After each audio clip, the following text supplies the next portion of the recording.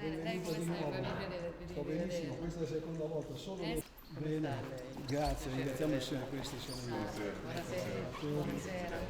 Santi, buonasera. Benvenuti.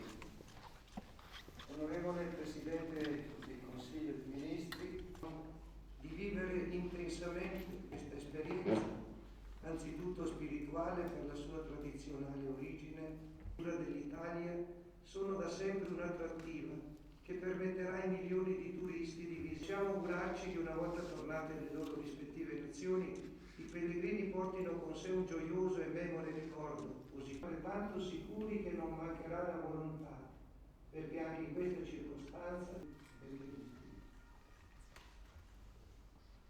ovviamente decine di milioni di persone da tutto il mondo, gli operatori, avvicinare, se vogliamo, Roma un po' di più alle necessità. Tutto con le diverse competenze degli altri dicasteri e del governatorato per all'evento giubilare.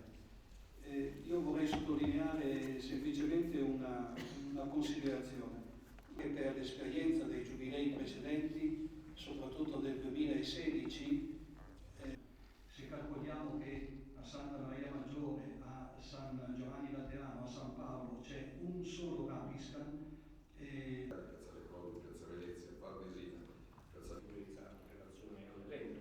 Come è stato detto da Sua Eminenza, ovviamente ci sono delle esperienze già molto attive, io stesso da prefetto di Roma ricordo che abbiamo coordinato insieme all'Ispettorato Vaticano, alla Gendarmeria, eventi che hanno portato meno.